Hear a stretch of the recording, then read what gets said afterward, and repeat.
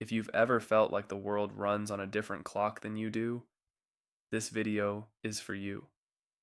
Carl Jung once described a personality type so rare, so misunderstood, that most people carrying it don't even realize why life feels harder in their 20s and easier in their 40s.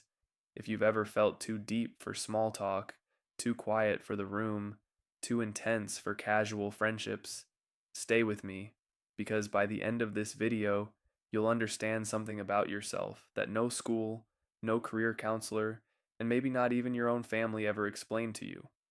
Psychologists estimate this type makes up less than 2% of the population, rarer than left handedness, rarer than red hair.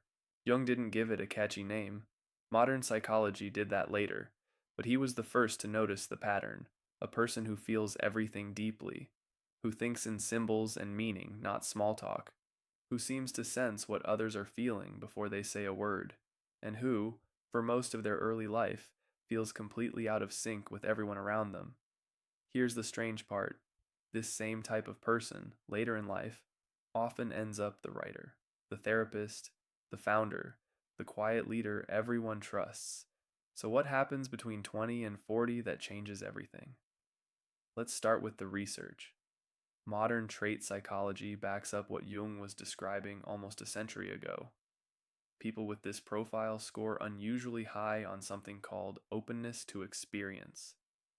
That's one of the 5 major personality traits psychologists measure today.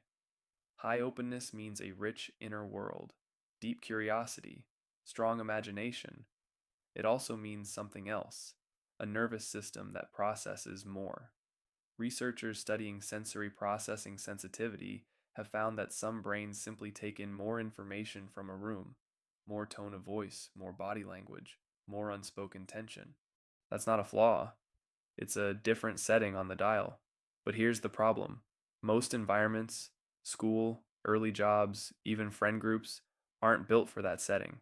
They're built for speed, for extroversion, for quick decisions and loud confidence.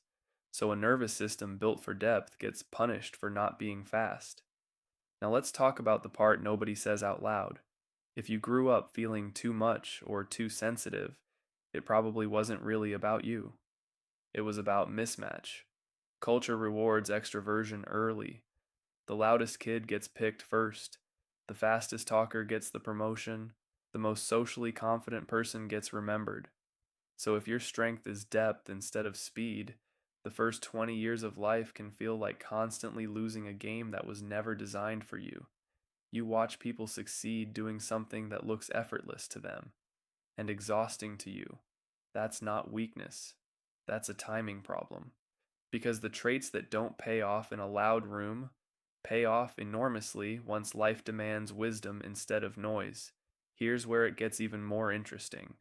Because this isn't just psychological, it's biological too. Highly sensitive, high openness individuals often show different sleep and stimulation patterns than average. Their nervous systems take longer to wind down after a stimulating day. Some researchers have linked this to differences in melatonin regulation, the hormone that controls your sleep wake cycle. That's part of why so many people with this personality type describe themselves as night owls. Their minds get quieter and clearer once the world does. Seasonal changes affect them more too. Less daylight in winter, more introspection, more emotional depth. It's not random. It's biology responding to a nervous system that's simply tuned differently. None of this means something is wrong with you. It means your internal rhythm was never going to match a 9 to 5, loud room, fast talking world. This is the part that explains almost everything. If you've spent years feeling like an outsider in your own life, here's what's actually happening. Identity forms through reflection.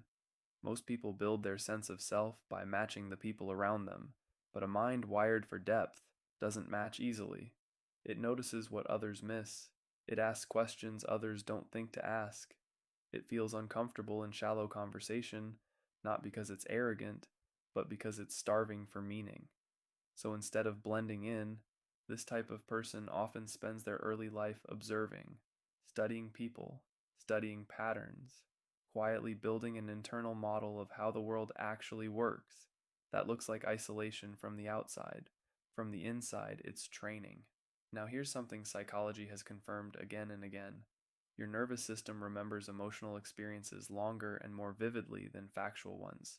If you were ever told you were too sensitive as a kid, that memory didn't just fade, it shaped how you show up in rooms today. It taught you early to shrink, to filter yourself, to perform a simpler version of who you actually are, just to be easier to understand. That's not something you outgrow by accident. It's something you have to consciously unlearn. And that unlearning, that's usually what starts to happen in your 30s. Not because you change, but because you finally stop editing yourself down for other people's comfort. So let's flip this. Every trait that made you feel out of place early on is the exact trait that creates depth, insight, and trust later. The sensitivity that overwhelmed you in noisy rooms becomes the empathy people confide in. The mind that couldn't do small talk becomes the mind that gives real advice. The years spent observing instead of performing become years of pattern recognition other people simply don't have. This is why so many late bloomers in creative fields, therapy, writing, research, and leadership, share this same rare profile. They didn't get lucky late. They were building the entire time. It just wasn't visible yet. If any part of this described you, I want you to hear this clearly. You are not too much. You are not behind. You are not broken. You were simply built for a different pace than the one the world usually rewards first. And based on the comments I get on videos like this, you are far from alone. There are more people who feel exactly this way than you'd ever guess just by looking around. Carl Jung spent his life studying why some people seem to walk a different path than everyone else. What he found wasn't a flaw, it was a different kind of clock, one that runs slower early and deeper later. If this resonated with you, tell me in the comments. At what age did life finally start to click for you? I read every single one,